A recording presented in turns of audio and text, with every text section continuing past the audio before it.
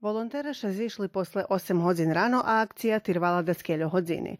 Як і звичайно, главний організатор роботної акції месна заjednica Ruski Kerestur, а у ній участвували і члени Добродечного огнjovasного društva, Združenja Ribaroh, Mladežskого združenja Pakt Rutenorum, заняті у явним комунальним підприємстві Ruskom, школяри і другі волонтери з Узвалалу.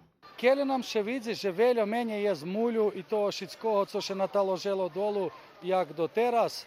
Nie znamy preco, može budi, že daku čistejši begel, lebo co, evo. Ali uglavnom ja verujem, že z takvu ekipu mi za dohodzini sigurno zakončíme. I to roku, jak i každý rok, my polani z boku mesne zajednici da učestvujeme u tej robotnej akciji. Prišli sme so traktorom, so chlapcami, robotníkami zo Ruskomu. U prethodných dňoch sme robili košenje i také otrimovanie tu okolo bazénu, zberali iskrenčiny i toto, že by mohli, bezpečno, že by še mohla robiť táto robotná akcija.